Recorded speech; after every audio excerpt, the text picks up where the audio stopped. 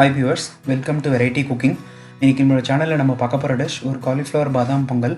வழக்கமாக நம்ம பொங்கல் வந்து அரிசி பைத்தம்பருப்பு வச்சு தான் பண்ணுவோம். பட் அது ரெண்டுமே இல்லாமல் வித்தியாசமாக ஒரு பொங்கல் எப்படி செய்யலாம் அப்படின்னு ஒரு டிஃப்ரெண்ட்டாக ட்ரை பண்ணி பார்க்கலாம் அப்படின்றது தான் இந்த முயற்சி. ஸோ இந்த காலிஃப்ளவர் பாதாம் பொங்கல் செய்ய தேவையான பொருட்கள் என்ன அப்படின்றத பார்க்கலாம்.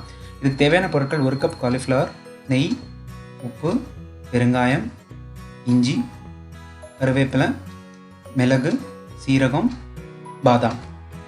ஸோ இப்போ இந்த பாதாம் வந்து ஒரு 25 நம்பர் பாதாம் எடுத்து அது ஓவர் த நைட் ஊற வச்சுருக்கேன். ஒரு 6லேருந்து 8 மணி நேரம் ஊற வச்சுருக்கேன். ஸோ பார்த்திங்கன்னா இந்த மாதிரி இருக்கும் உங்களுக்கு. ஸோ இந்த மாதிரி பாதாமை ஊற வச்சு சாப்பிட்றதுல நிறைய பயன்கள் இருக்குது. அது என்ன பயன்கள்ன்றது நம்ம பொங்கல் செய்யும்போது பார்க்கலாம். அதே மாதிரி காலிஃப்ளவரும் இந்த மாதிரி புழுவெல்லாம் இல்லாமல் நீக்கிட்டு சின்ன சின்னதாக இந்த மாதிரி பிரித்து கட் பண்ணி வச்சுருக்கோம். இந்த மாதிரி சின்னதாக விலக்கி பார்த்தீங்கன்னா தான் அதில் புழு எதுனா இருந்தால் உங்களால் கண்டுபிடிக்க முடியும். ஸோ இந்த மாதிரி எதுவுமே இல்லாமல் க்ளீன் பண்ணி வச்சுருக்கோம். அதே மாதிரி ஊற வச்சுருந்த பாதாமையும் இந்த மாதிரி தோலெல்லாம் உரிச்சிட்டு எடுத்து வச்சுருக்கோம். இதை தான் யூஸ் பண்ண போகிறோம். இஞ்சியும் நான் தோலெலாம் நீக்கிட்டு அந்த மாதிரி பொடியாக கட் பண்ணி வச்சுருக்கேன், மிளகு சீரகத்து கூட. ஸோ இப்போது இந்த மாதிரி க்ளீன் பண்ணி வச்ச காலிஃப்ளவரை இந்த மாதிரி துருவிக்கலாம். இதை மாவாக அரைக்க வேண்டாம், இந்த மாதிரி துருவி வச்சுருக்கேன். பாதாமையும் இந்த மாதிரி துருவி வச்சுருக்கேன். ஸோ அதே மாதிரி இந்த இஞ்சி, மிளகு, சீரகம் அது மூணுத்தையும் நல்லா இந்த மாதிரி க்ரஷ் பண்ணி வச்சுருக்கோம். ஸோ இந்த மாதிரி ரஃபாக க்ரஷ் பண்ணி வச்சுக்கலாம்.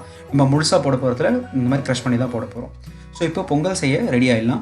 1 கப் ஒரு குக்கருக்குள்ளே வைக்கிற மாதிரி ஒரு கப் எடுத்து அதில் இந்த காலிஃப்ளவர் 1 கப்பையும் இந்த துருவி வச்ச பாதாம் ரெண்டுத்தையும் ஒன்றா கலந்து நம்ம ஒரு 3 விசில் விட்டு எடுக்க போகிறோம். இப்போ 1 கப் தண்ணி, 1 கப் காலிஃப்ளவர் எடுத்திங்கன்னா அதுக்கு 1/2 கப் தண்ணி போதுமானது. இது வழக்கமான சாதம் மாதிரி இல்லை, நிறைய தண்ணி தேவைப்படாது.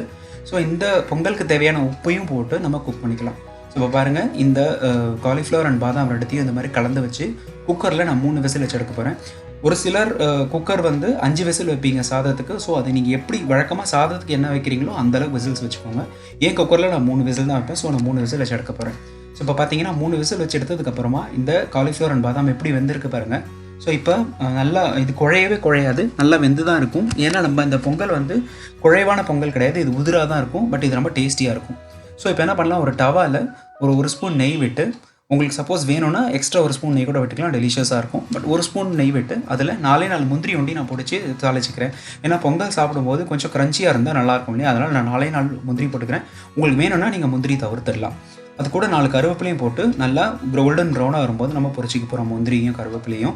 ஸோ இப்போ இது நல்லா பொரிஞ்சு வந்ததுக்கப்புறமா நம்ம பொடி பண்ணி வச்சுருக்க மிளகு, சீரகம், இஞ்சியும் அதில் சேர்த்து வதக்கிக்கலாம். நம்ம ஏன் இந்த மிளகு சீரகம்லாம் பொடி பண்ணி போடுறோம் அப்படின்னா, முழுசாக போட்டோன்னா எடுத்து வச்சுருவோம், அதனுடைய நியூட்ரியன்ஸ் எதுவுமே உடம்புக்கு சேராமல் போயிடும். அதனால் இந்த மாதிரி பொடி பண்ணி போட்டுட்டிங்கன்னா நம்ம எடுக்க முடியாது. ஸோ இப்போ டேஸ்ட்டுக்காக ஒரு சின்ன டீஸ்பூன் பெருங்காயமும் அதில் ஆட் பண்ணிக்கிறேன்.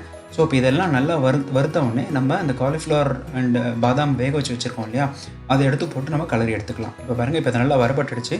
ஸோ இப்போ நான் இந்த காலிஃப்ளவர் அண்ட் பாதாம் போட்டு நல்லா கலரி எடுத்துக்க போகிறோம். நம்ம முதலே சொன்ன மாதிரி நம்ம ஏன் அரிசிக்கு பதிலாக காலிஃப்ளவர் யூஸ் பண்ணுறோம் அப்படின்றத பார்க்கலாம். ஏன்னா காலிஃப்ளவர் வந்து ஒரு நல்ல ஒரு ஹை ஃபைபர் உள்ள ஒரு கண்டென்ட் உள்ள ஒரு வெஜிடபிள், ப்ளஸ் அதில் லோ கிளைசிமிக் இண்டெக்ஸ் இருக்குது. அப்படின்னா என்னென்னா, இப்போ நீங்கள் அரிசி சாதம் சாப்பிட்றீங்கன்னா அது உங்கள் பிளட்டில் வந்து குளுக்கோஸ் எவ்வளோ கலக்குமோ அதோட 10 மடங்கு கம்மியாக கலக்கும் காலிஃப்ளவர். ஸோ அந்தளவுக்கு ஒரு நியூட்ரியன்ட் வேல்யூ உள்ள ஒரு ரொம்ப good diet for weight loss people. So இப்போ நீங்கள் வெயிட் லாஸ் இருக்கணும்னு நினைக்கிறீங்கன்னா காலிஃப்ளவர் சாப்பிட்டிங்கன்னா உங்களுக்கு அவ்வளோவா உங்களுக்கு கேலரிஸ் இன்க்ரீஸ் ஆகாது. ஸோ இது ரொம்ப நல்ல டயட்டு. அதே மாதிரி பாதாம் வந்து நம்ம சோக் பண்ணி சாப்பிட்டா அதில் டேனன் ஒரு பொருள் இருக்குது, அதை சோக் பண்ணி சாப்பிட்டா தான் அது வந்து உடம்புக்கு சேரும். அந்த டேனன் என்ன பண்ணுன்னா உடம்புல நியூட்ரியன்ஸை அப்சர்வ் பண்ண ஹெல்ப் பண்ணும். ஸோ என்ன சாப்பிட்றோமோ அதில் இருக்க சத்தெல்லாம் நம்ம உடம்புக்கு சேரணும் அப்படின்னா அது வந்து இந்த பாதாம் சோக் பண்ணி சாப்பிட்டிங்கன்னா அது ஹெல்ப் பண்ணும். ஸோ இந்த மாதிரி நம்ம நியூட்ரிட்டிவ் வேல்யூ உள்ள இந்த காலிஃப்ளவர் அண்ட் பாதாம் வச்சு இந்த மாதிரி ஒரு பொங்கல் செஞ்சு சாப்பிட்டிங்கன்னா உங்களுக்கு பொங்கல் சாப்பிட்ட மாதிரியும் இருக்கும், வெயிட் லாஸ்க்கான டயட் இருந்த மாதிரி இருக்கும், வெயிட்டும் ரெடியூஸ் ஆகும். ஸோ உங்களுடைய டேஸ்ட் பட்ஸையும் நீங்கள் சாட்டிஸ்ஃபை பண்ண மாதிரி இருக்கும். ஸோ அதுக்காக தான் இந்த மாதிரி வித்தியாசமான ஒரு காலிஃப்ளவர் அண்ட் பாதாம் வச்சு பொங்கல் பண்ணி பார்க்கணும். இப்போ பாருங்கள், இதை நல்லா வதங்கிடுச்சு. இது வந்து நான் முதலே சொன்ன மாதிரி குழைவாக வராது, வழக்கமான பொங்கல் மாதிரி இந்த மாதிரி கொஞ்சம் உதிராக தான் இருக்கும். உதிராக இருந்தால் தான் நல்லாயிருக்கும். இப்போ பாருங்கள், ரெடி ஆகிடுச்சு. நான் மேலே சும்மா ஒரே ஒரு டீஸ்பூன் நெய் விட்டுருக்கேன். ஸோ இது ரொம்ப ஒரு நல்ல ஒரு low calorie, low carb and healthy fat உள்ள ஒரு பொங்கல். இதை சாப்பிட்டிங்கன்னா உங்களுக்கு வெயிட் லாஸ்க்கும் ஹெல்ப் பண்ணும். ஸோ இந்த பொங்கலுக்கு ஈஸியாக ஒரு 5 மினிட்ஸில் இன்ஸ்டண்ட்டாக பண்ணக்கூடிய ஒரு சட்னி என்னன்னு நம்ம பார்க்கலாம். அதுதான் நான் செஞ்சு காமிக்க போகிறேன். ஸோ அந்த இன்ஸ்டன்ட் சட்னி செய்கிறதுக்கு தேவையான பொருட்கள்: 1/2 கப் தேங்காய், ஒரு 25லேருந்து 30 வேர்க்கடலை வறுத்து வச்சது, இந்த சட்னிக்கு தேவையான அளவுக்கு உப்பு, 2 மிளகாய், சேப்பு மிளகாய், ஒரு சின்ன நெல்லிக்காய் அளவு புளி, கொஞ்சமாக பெருங்காயம். ஸோ இந்த புளி பாருங்கள் ரொம்ப கம்மியாக தான் எடுத்திருக்கேன்.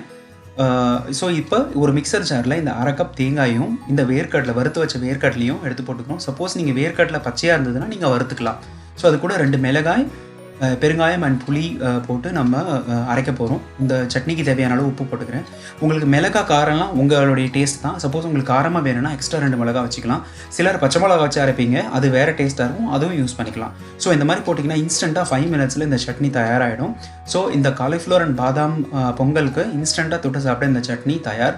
ஸோ இது ரெண்டுமே, இந்த காலிஃப்ளவர் பாதாம் பொங்கல் அண்ட் சட்னி ரெண்டுமே வந்து low carb and healthy fat உள்ள ஒரு டயட். இது வந்து வெயிட் லாஸ்க்கும் ஹெல்ப் பண்ணும். ஸோ நீங்கள் வெயிட் லாஸ் இருந்தால் உங்களுக்கு பொங்கல் சாப்பிட முடியாதுன்றதெல்லாம் இனிமேல் வேண்டாம். இந்த மாதிரி ட்ரை பண்ணி சாப்பிடுங்க, உங்களுக்கு வெயிட் லாஸும் நடக்கும். ஸோ இந்த டிஷ்ஷை ட்ரை பண்ணி பாருங்கள். உங்கள் கமெண்ட்ஸை போஸ்ட் பண்ணுங்கள். இந்த வீடியோ பிடிச்சிருந்தா லைக் பண்ணுங்கள், உங்கள் ஃப்ரெண்ட்ஸ்க்கு ஷேர் பண்ணுங்கள், உங்கள் சேனலை சப்ஸ்கிரைபும் பண்ணுங்கள். தேங்க்யூ.